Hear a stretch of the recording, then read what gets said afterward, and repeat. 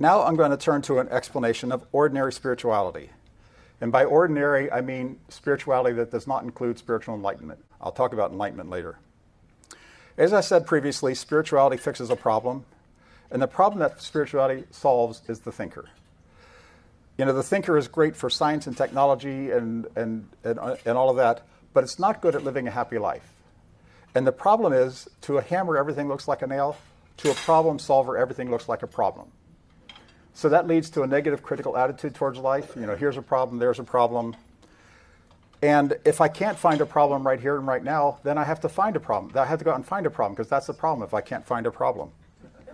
So I will go looking into the past for a problem to solve in the past, and that's usually a resentment of some kind. I got to solve that resentment problem. Or if I'll go off into the future and try to solve some future problem, that often results in fear if I don't think I've come up with a perfect solution to that future problem.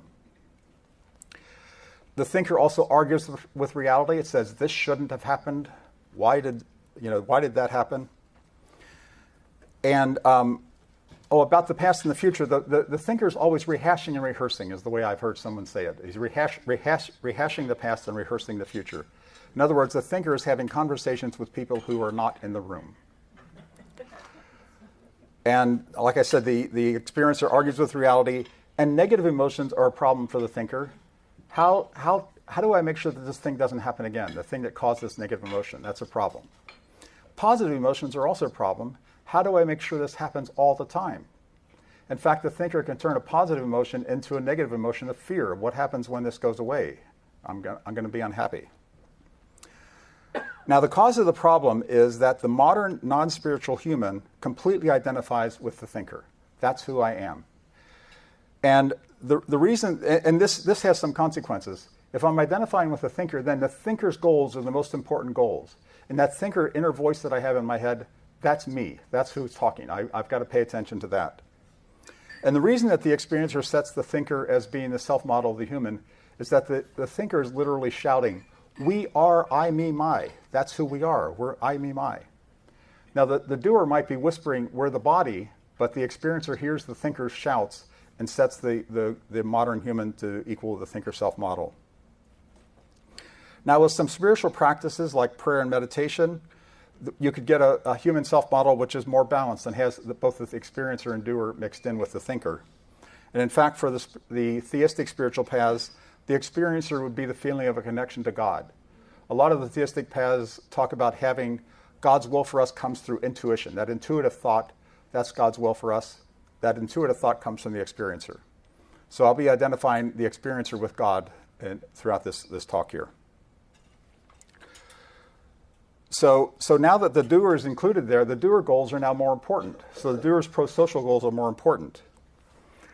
And finally, the thinker takes all the credit for living life, and the doer and experiencer do most of the work. So the thinker thinks he does everything, but he really doesn't. Now, if you look at a list of spiritual virtues and spiritual vices, all of the spiritual virtues make social situations go more smoothly. On the other hand, the thinker self-model, I, me, my, is kind of the definition of selfishness and self-centeredness. It's all about me. And if you look at the spiritual vices, those are all selfish and self-centered goals. Those are all things that make social situations go with more friction. Having the doer involved in the self-model of the human is important because that makes it more likely that we'll practice the spiritual virtues rather than the spiritual vices. Now let's take a look at some common spiritual practices. Meditation is an attempt to kind of quiet down the thinker and to experience life from the experiencer point of view. Surrender would be the thinker admitting that it's powerless and that it can't really control the whole world the way it thinks it does and asking for help from the doer and the experiencer. And prayer is the way that it asks for help from that experiencer. Living in the now is what the experiencer and doer do all the time, whereas the thinker's off living in the past or living in the future. Forgiveness is a way to ameliorate the resentments that are caused by the thinker trying to solve problems in the past. And my favorite saying about forgiveness is that forgiveness is giving up all hope of a better past. As long as I'm trying to make that past be better, I'm going to hold on to that resentment. And then acceptance is what the experiencer does always. It doesn't say I refuse to accept that sensory input. It accepts all sensory inputs no matter what they are. The Krishnamurti was asked, what's the secret to enlightenment? And he said, you see, I don't mind what happens. That's the acceptance. That's what the experiencer does. Trusting would be trusting a higher power that everything's going to work out okay. That can ameliorate the fears caused by the thinker trying to solve problems in the future. And then gratitude is an antidote for the negative critical attitude towards life that the thinker has by trying to solve all the problems here in the present. Now, how can the experiencer help with other problems? I posit that there's a wise intuitive attention mechanism that can help a human in general. And in particular, I'm going to talk about alcoholism and AA recovery. My model is that alcoholism starts with the thinker. The thinker takes that first drink and he thinks, boy, I feel really good when I do this. I got to drink more often. So he creates a goal of drinking more often, and he satisfies that goal as often as he can. The doer also copies that goal, and so now, even if the thinker is thinking, no, I'm not going to drink today, somebody puts a drink down right next to him, he'll pick it up and drink it without even thinking about it. So those goals get stronger and stronger because, I do feel better when I drink. But eventually, the negative consequences of all this drinking begin to catch up with the thinker. He begins to notice that there's negative consequences. And so he comes up with another goal of not drinking. But that goal of not drinking now has to fight against two very strong goals in the thinker of drinking and the doer of the goal of drinking. So in AA, the recovery starts when the thinker surrenders. The thinker admits, I'm powerless over alcohol. I'm trying to stop drinking, but I can't. I need help. And when it asks the experiencer for help, and that comes in the third step of the 12-step program, where we turn our will and our lives over to the care of God, that's the thinker asking for help from the experiencer.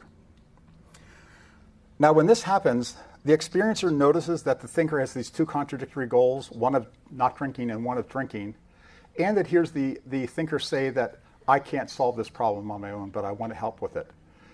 So the experiencer uses wise intuition to realize that if the experiencer paid less attention to alcohol, that could help the thinker meet his goal of not drinking.